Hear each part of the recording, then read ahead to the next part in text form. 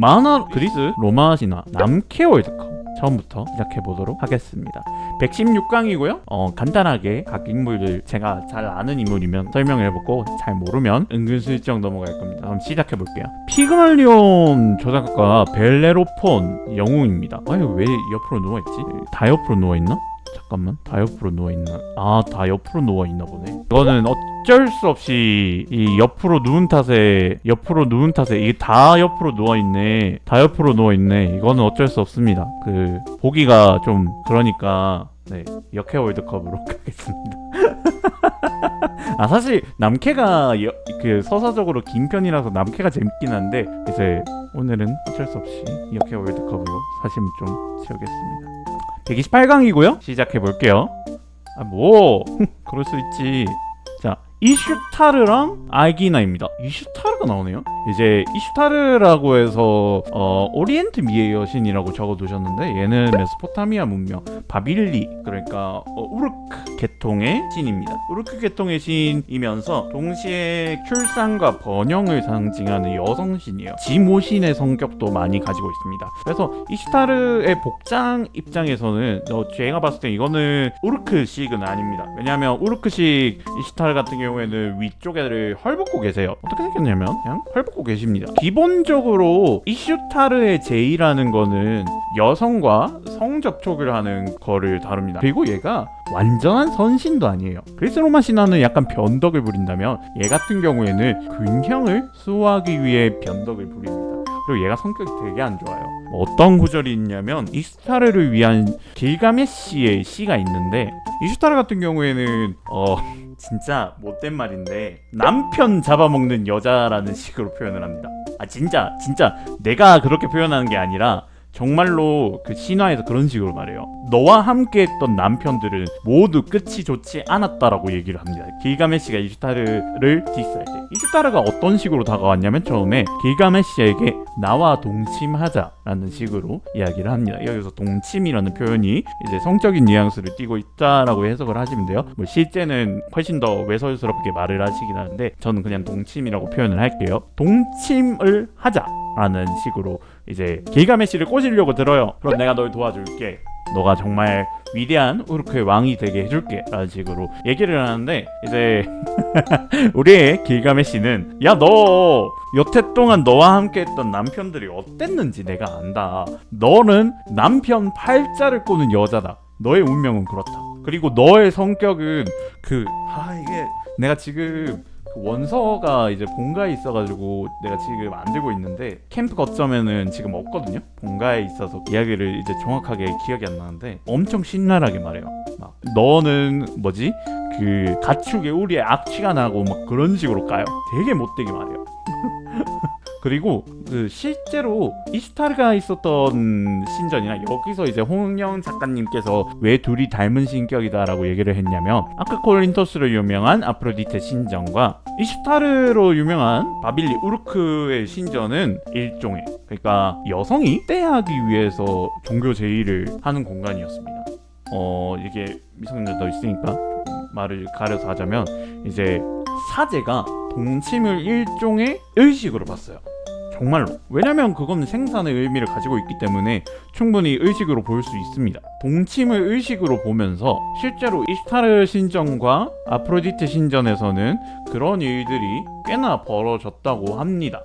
기록상 그렇게 나오니까 이게 그때 당시의 편견에 의한 것인지, 왜냐면 여성들이 많았던 신전인 건 확실하거든요. 여성들이 많았던 신전이에요. 여성들이 많은 신전이라면은 그 경제, 여성들만 있었을 때의 안전, 치안 이런 거를 보장받기 위해서 동침하는 것으로 계획을 했다라고 볼 수도 있고, 또 반대로 생각하자면 여성만으로 이루어진 하나의 공동체인데 그것이 유지되는 게 그렇게 깨끗하게 유지될 리가 없다라고 생각한 고대인들의 일심이 깃들어 있을 수도 있습니다. 제가 생각하기에는 히타이족이나 그런 기마민족들의 여성 전사를 아마조네스라고 부른 의미에서 생각을 해보자면 아마 이슈타르 제우스 신전과 그리고 아프로디테 신전의 치아는 어쨌든 남성의 것일 확률이 높습니다. 당시에 스파르타도 그렇고 뭐 아니면 테바이, 그러니까 테바에도 그렇고 그런 곳들이 치안이 유지되려면 어쨌든 정규군이 있어야 되는 공간들이거든요. 근데 그런 정규군 말고 용병을 고용해야 되고 사설적인 경비원을 고용해야 되는 신전의 입장에서는 물론 그때 당시의 컵으로 신전을 건드리지 말자는 있긴 할 거예요. 그런데 우리의 생각보다 강도들은 그렇게 안일하게 살지 않아요. 그런 강도들을 막기 위해서 아마 그런 동침하는 것을 더욱 강화를 했을지는 모릅니다. 자기네들이 일부러 말했을 수도 있죠. 우리 이거 유지되는 거 우리 신들의 제의를 위해서 교접하고 동침하면서 우리의 안전을 도모하고 있다, 뭐 그런 식으로 포장을 하는 거죠. 일종 포장을 한다고 볼 수도 있습니다. 그리스 로마 신은 아니고요, 우르크의 여신입니다. 우르크라는 게 별거 아닙니다. 그냥 우리가 말하는 바빌리, 그러니까 바빌론을 말하는 거예요. 우리가 아는 바빌리를 말하는 것입니다. 바빌리의 한 나라였어요. 이게 우르크 왕조가 길가메시 왕조에 해당합니다. 우리가 잘 알기로는 세기 문명이죠. 그리스 로마 신화에서 짝이 없는 여성은 둘 중 하나예요. 하나는 아르테미스와 아테나에게 순결의 서약을 맹세하고 정말 그렇게 죽은 사람이랑, 하나는 제우스에게 납치당한 사람, 이렇게 두 종류밖에 없습니다. 근데 이게 제우스가 그런 신성을 가지게 된 것에는 이제 두 가지 의미가 있어요. 예를 들면은 고아나 사생아들을 위한 방지책일 수도 있습니다. 고아나 사생아들을 위한 방지책. 저는 그 해석을 되게 좋아하거든요. 고아나 사생아를 위한 방지책, 일종의 사회의 안정망인 거죠. 당시에 제우스의 신전은 타가소를 겸하기도 했습니다. 실제로 많은 신전들은 타가소를 겸해요. 왜냐면 사제라는 것이 이제 자연스럽게 공급되지 않거든요. 현재도 종교기관이 타가소를 많이 운영을 해요. 그런 이유 중에 하나가 이제 자연스럽게 의심하지 않을 미래 세대를 양육하는 목적이 있다고 얘기는 할 수 있기 때문에 그분들은 이제 그래도 선한 의도로 그랬는데 왜 그런 식으로 말하냐라고 하면, 아니면 내가 의도를 격화시키거나 그러진 않았잖아요. 그냥 보통의 의도는 그런 것 때문이다 라는 식으로 얘기를 하고, 이제 의심 안 하는 후세대를 양성할 수 있다, 그 정도긴 하죠. 그래서 제우스가 그런 거에는 또 추가적으로 제우스는 기간토마키아를 대비해야 됩니다. 기간토마키아는 그 티타노마키아랑 기간토마키아라는 게 있는데, 이제 기간토마키아가 있으면은 나중에 기가스, 그러니까 정확하게 말하면 신들의 계보에 따르면 이제 얘네들이 갇힙니다. 티타노마키아가 첫 번째로 갇히는 거고요, 기간토마키아가 두 번째로 갇혀서 싸우는 건데, 기간토마키아를 대비하기 위해 아들을 만들어야 돼요. 신의 아들. 근데 이제 제우스가 신탁받은 것 중에 하나가 너의 아들은 너를 뛰어넘을 것이다 라고 얘기를 해요. 근데 그게 약간 제우스를 포함한 그리스 로마 신화의 일종의 저주거든요.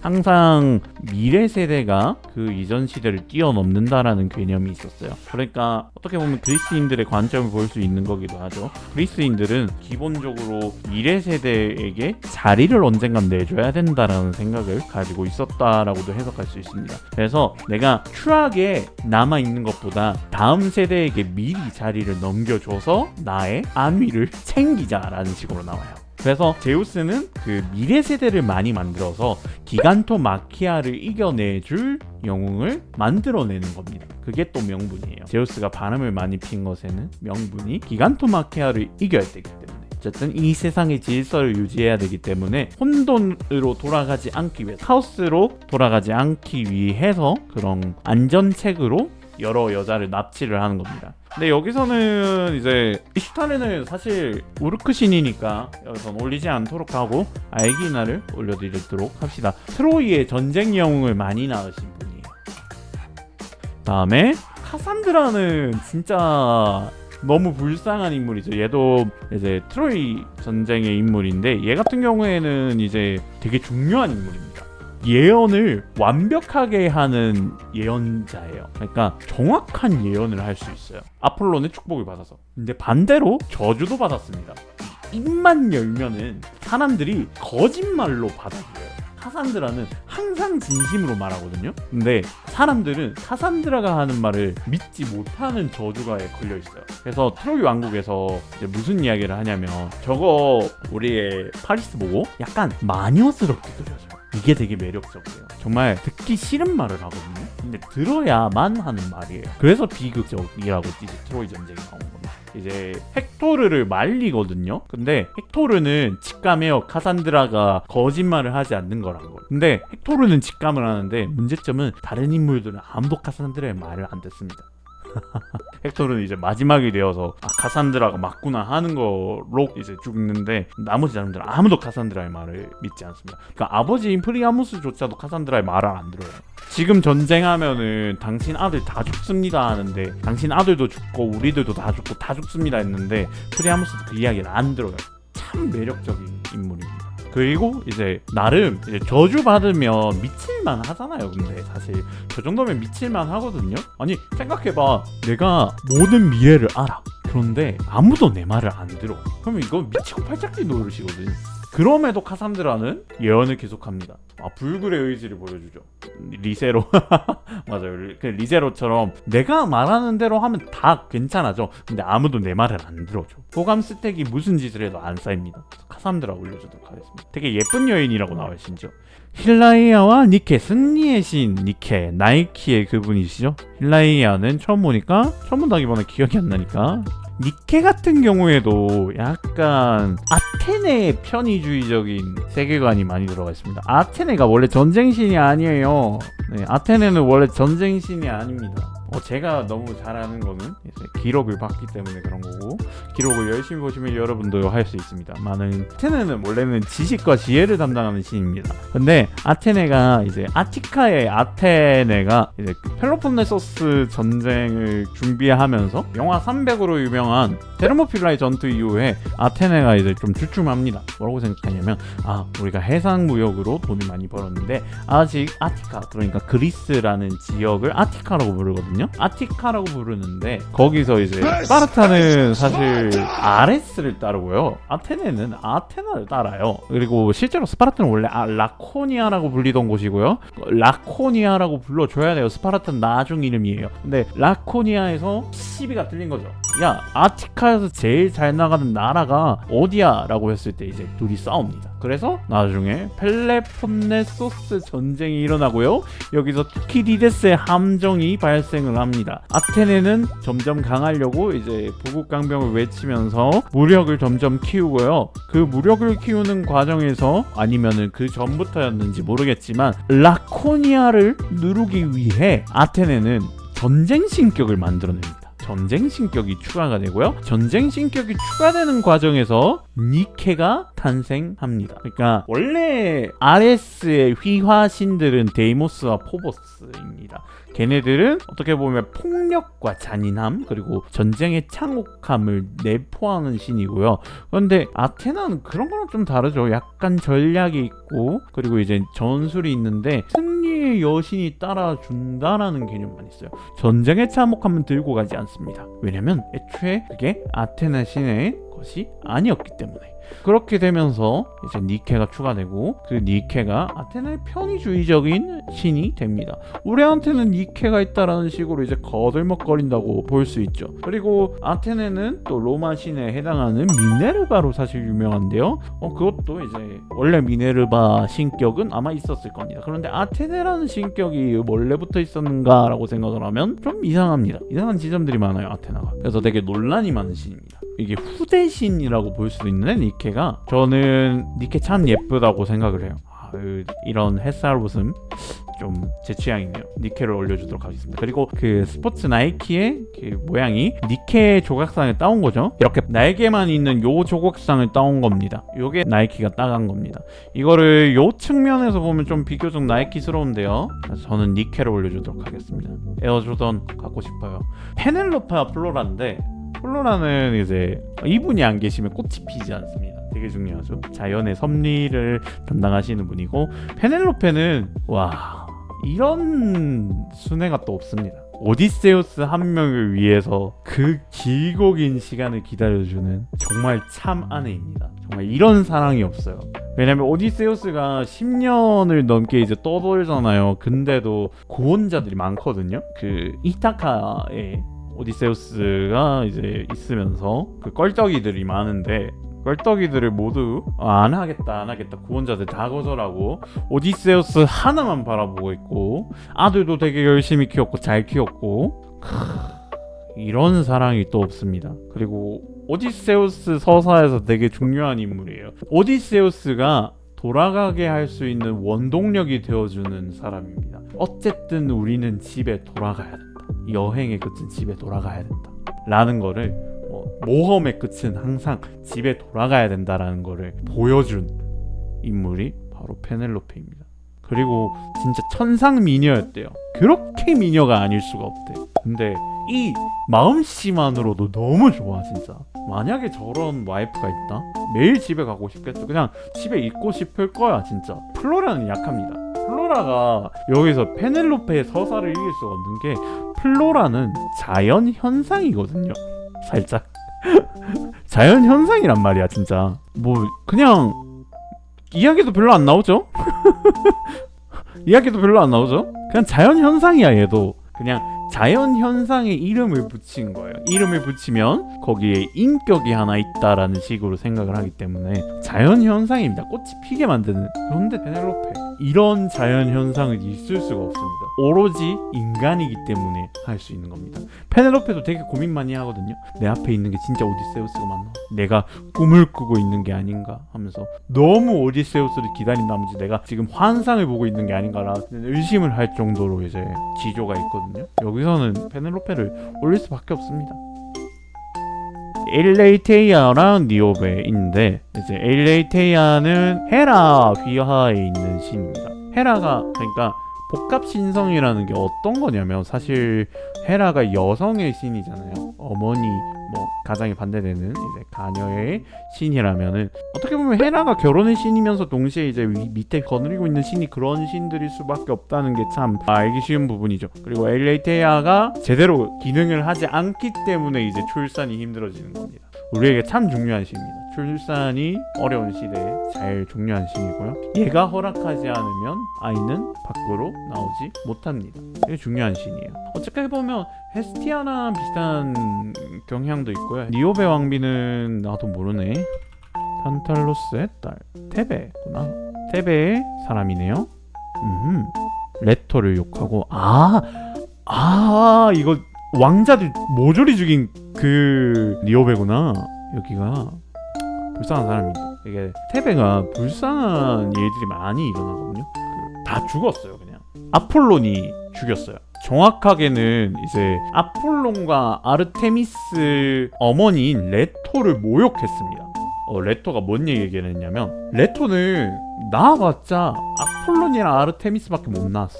하지만 나는 이렇게 위대한 왕자들이 많이 있다 라는 식으로 이제 거들먹거렸어요. 얘도 거만이죠. 교만에 빠지니까. 그걸 듣고 있었던 패드리브들은 우리 아폴론과 아르테미스는 야마가 돌아서 레토의 아들을 죄다 죽입니다. 아폴론이 착하다고 했잖아요. 선 넘으면 안 돼. 아폴론한테 선을 넘으면 아폴론은 정말 잔인하게 응대를 해줘요. 근데 얘는 그럴만했어. 진짜 건방져요. 가소롭습니다. 아니 한낱 인간이 신도 못 낳았으면서 7명 아들이 있는 게 뭐가 사랑이라고. 물론 대단하긴 한데 요즘 시대로 봤을 때 이건 출산의 신. 얘가 이거를 출산하게 허락해줬다는 게 참 얘가 더 무섭죠. 푸시케, 엘렉트라. 푸시케는 우리가 잘 아는 에로스와 푸시케, 그 에로스의 와이프 되는 사람이죠. 그러니까 사랑을 하려면 궁금함이 있어야 돼. 사랑을 하려면 서로 궁금한 점이 있어야 되는 겁니다. 그거를 정말 잘 표현했어요. 푸시케의 이야기는. 에로스가 내 모습을 보지 말라고 했잖아요. 근데 푸시케는 내가 사랑하는 대상을 너무 보고 싶어요. 궁금증에서 사랑이 나오는 거지. 그걸 잘 표현했어. 플레아데스는 이제 성단이죠. 이제 성단으로 유명한 플레아데스인데 호박이 참 재밌는 게 엘렉트론, 우리가 말하는 전기 있잖아요. 전기가 어떻게 발견되냐면 호박 때문에 발견된 겁니다. 호박, 엘렉트라, 호박. 그 전기에 의해서 발견되는 거라 가지고 당시의 사람들은 하늘에서 플레아데스의 딸들의 조각들이, 눈물이나 땀들이 떨어진다고 믿었습니다. 그것 중에 하나가 호박이고요. 그래서 엘렉트라를 발견하면 엘렉트라의 눈물이 이렇게 떨어졌구나 라고 생각을 했었습니다. 근데 그 호박으로 발견한 게 이제 유명한 철학자 탈레스가 발견을 했습니다. 뭐 그때 당시에 자연 철학이라는 학문은 좀 경계가 애매해서 실제로 자연을 탐구하기도 했으니까요. 영어로는 엠버지만 그리스어원으로는 엘렉트론, 일렉트릭으로 가게 됩니다. 그래서 어원적으로 전기의 신이기도 하다고 볼 수 있습니다. 어원적으로 얘는 전기의 신이라고 얘기할 수 있는 거죠. 그때 당시에는 이제 전기는 제우스의 것이었기 때문에 아마 그런 이해까지는 없었을 것 같습니다. 근데 사랑의 상대로는 프시케가 참 그 서사가 좋아요. 프시케가 참 서사가 좋아. 괴물이랑 결혼하게 됐잖아. 어떻게 보면 이제 자기도 하고 싶지 않은 결혼인데 상대를 사랑하려고 되게 노력하잖아요. 편견이 없어. 이거는 그러니까 여신을 조각해가지고 약간 스토리가 이렇게 가는 것도 있어요. 저 여신이랑 사귀고 싶은데 저 여신은 나를 안 봐줘. 여신이라서 난 필면사잖아. 그래서 조각을 해서 여신이랑 똑같은 거 만들어냅니다. 갈라테이아인데 이제 아프로디테가 와 너 너무 예쁜 거 만들었다.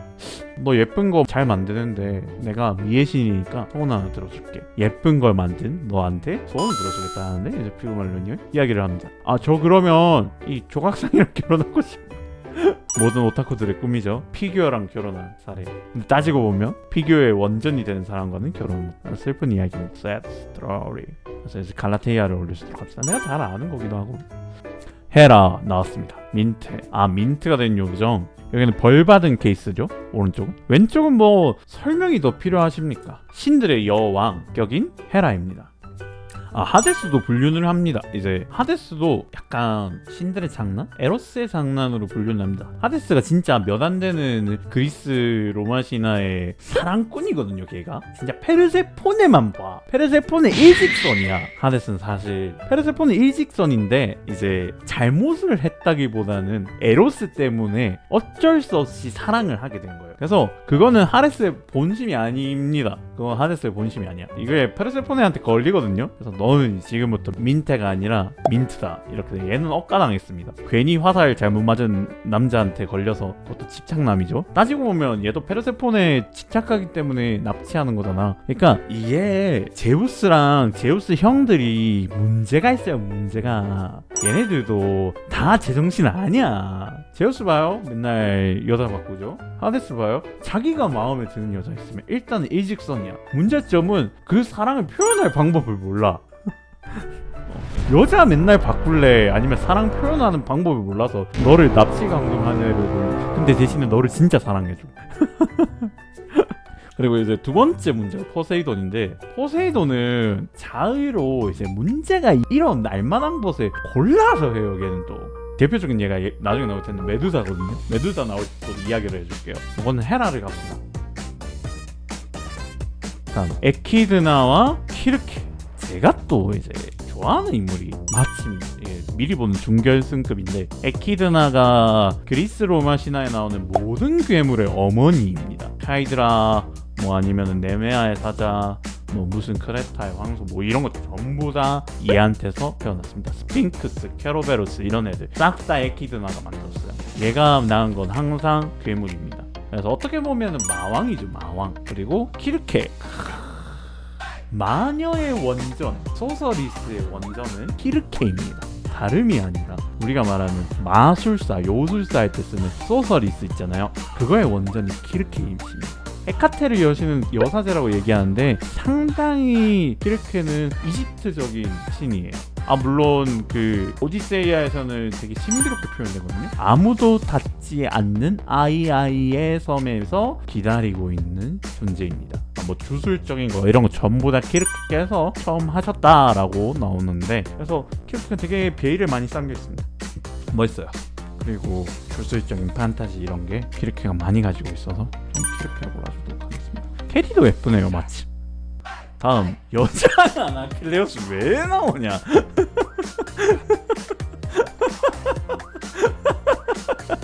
이게 그 내가 오디세이아 이야기할 때 한번 했었는데 어이가 없네 그냥. 그러니까 이게 오디세우스가 그 맹세를 했다고 했잖아요. 야, 헬레네가 납치됐을 때 헬레네를 구하는 팀을 짜자라고 했었잖아요. 근데 이때 그 아킬레우스는 이거 어이가 없네 그냥. 아킬레우스는 이제 안 가고 싶었어 전쟁. 왜냐면 예언이 있었거든. 아킬레우스는 동쪽에 있는 전장에서 죽을 운명이라는 예언이 있었어. 그래서 전쟁을 잘 안 나가고 싶어요. 근데 얘가 웃긴 게 엄청 잘 싸워. 발이 빠른 아킬레우스라서 엄청 잘 싸운단 말이야. 오디세우스한테 들킵니다. 어떻게 됐냐면 이게 막 돗대기 시장이 열렸습니다. 이거 오디세우스의 계략이에요. 돗대기 시장이 열렸는데 막 여인들이 있는 공간입니다. 아킬레우스 안 보여. 아킬레우스 어디 간지 안 보이고 여자들만 잔뜩 있는 거야 마을에. 아킬레우스가 여기 있어야 되는데 없어. 아우 목걸이 사세요, 보석 사세요 하면서 이제 우리 예쁜 거 많습니다. 야, 자 여기 신나는 이벤트 날마다 오는 게 아니야, 지금만 살 수 있는 기회 하면서 이제 막 이야기를 합니다.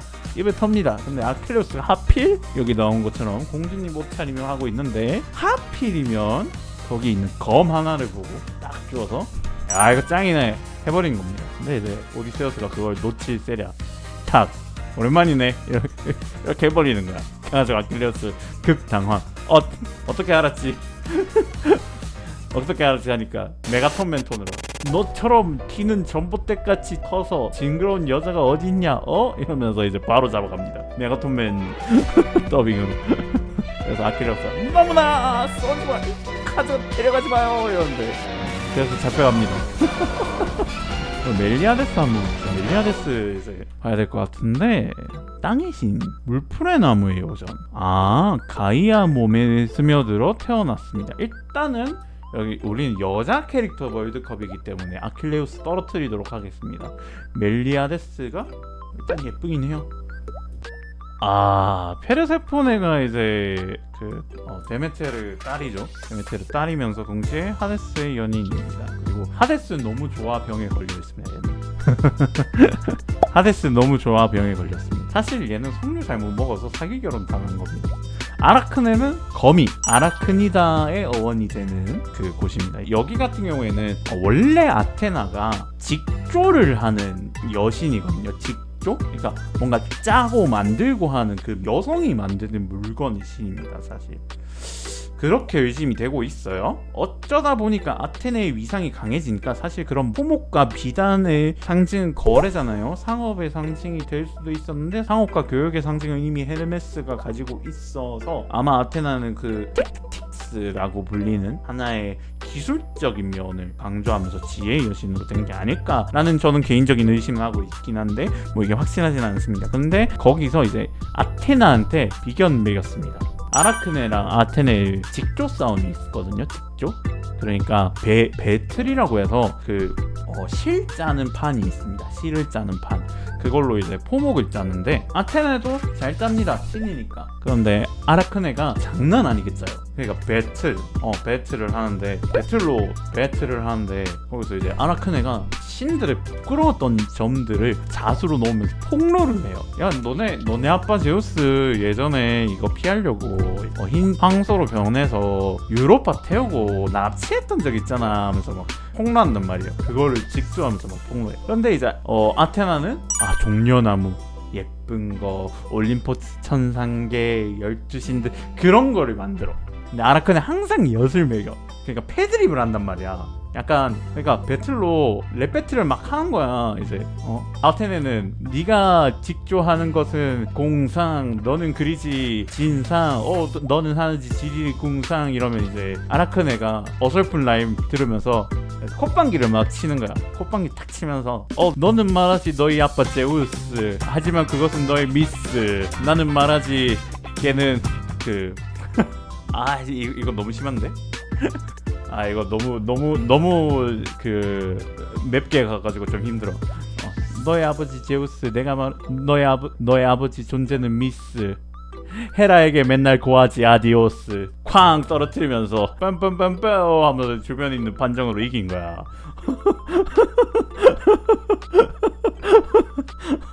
마이크 드롭하면서. 그래서 이제 아테나 개빡쳐요 그냥. 한낱 인간 주제 지금 신한테 패드립 붙인 거야 하는 거야. 한낱 인간이. 근데 패드립이 원투펀치로 들어간 게 아니라 그냥 제대로 원 어퍼컷으로 KO 판정이 나와버렸단 말이야. 그래서 아라크네가 또 말해. 너희 아빠 손잡은 에우로페 유럽으로 또 도망가네 하면서 이제 또 와이프 손만 썩이 있네 하면서 그런 식으로 또 이제 마이크 드롭 해버려. 그러면 이제 아테네가 또 아무 말 못해. 빡쳐는 있어. 반박을 못하겠는가? 제우스가 아빠라는 사실이 어떻게든 디펜스를 할 수가 없어. 아무리 지혜로웠지만 저 녀석이 뭐라고 말하면 내가 반박해주겠다 하는데, 야 너가 아빠 제우스 이러면서 바로 티베깅 박아버리니까 화가 나요 안 나요? 팩트죠? 막 너는 전장에 나갈 때 머리 묶음. 하지만 제우스는 뭐라고 하려고 했더라? 너네 아빠지? 너는 항상 전장에 나갈 때 머리 묶음. 제우스는 뭐라고 해줘야 될까? 볶음? 아무튼 그런 식으로 계속 욕하는 거야. 이거 좀 적어봐야겠다. 나중에 그런 식으로 아라크네가 계속 매겨. 너무 많이 매겼어. 그래서 어쨌든 이제 아테나가 하다가 야마가 돌아가지고, 야씨 그래 너는 평생 배틀만 쓰면서 살아라 하면서 이제 거미가 되는 저주에 걸려요. 거미가 되는 저주에. 아라크네가 이제 거미가 됩니다. 그래서 거미는 항상 직조를 하고 있습니다 라는 식으로 엔딩이 나와요. 여기는 당돌한 아라크네가 멋있긴 하죠. 신한테 할 말은 한다, 아라콜라 이거입니다.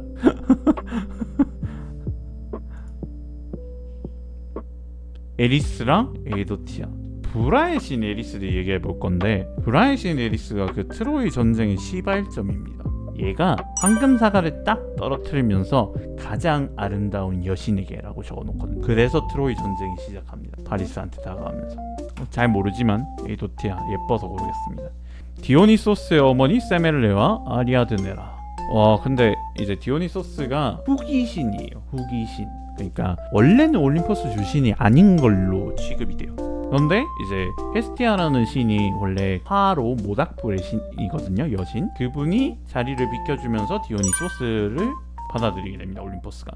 그래서 세멜레는 되게 평범한 인간으로 그려져요. 그리고 여기 여러 전승이 있습니다. 인간 사이에서 태어난 신이다, 혹은 제우스의 아들이다, 그런 표현이 있긴 합니다. 그리고 이제 아리아드네 같은 경우에는 미노타우루스의 누나입니다. 미노타우루스의 누나인데 크레타 복장 입고 있죠 마침. 얘가 테세우스를 도와줍니다. 테세우스를 도와주고요. 테세우스가 퀘스트를 받아요 아테나한테. 아테나가 야 우리 아테나 국민들이 맨날 크레타 섬 가서 조공 바치는 건 너무 싫지 않냐? 네가 이거 해내고 오면 왕으로 삼아주라고 이제 테세우스한테 이야기를 합니다. 테세우스가 크레타 섬에 가요. 크레타 섬에 갔는데 저기 공주? 나한테 관심 있어 하는 것 같아. 그러면 잘 구슬려서 이 공주한테 미궁의 비밀을 알아내야겠다라고 한 거예요. 그래서 공주가 뭘 알려주냐면 실타래 들고 왼쪽으로만 벽을 짚고 계속 걸어가시면 됩니다라고 얘기한 겁니다. 뭐 오른쪽으로만 짚고 계속 걸어가시면 됩니다라고 하는 판본도 있어요. 매번 다르긴 한데 일단은 대부분 왼손을 벽에 짚어서 계속 걸으라고 얘기를 합니다. 미궁의 해법이었어요. 그래서 아리아드네가 그러면 미노타우루스 잡고 나시면 저랑 같이 야반 도주 하시는 거죠? 저 진짜 공주님 시켜주시는 거죠? 그게 아니더라도 상관없죠. 우리 테세우스 너무 잘생기고 우리 테세우스 오빠만 믿으면 나 오빠 믿으니까 이렇게 다 알려준다 이런 식으로 나왔던 거야. 근데 테세우스 이 진짜 천하의 개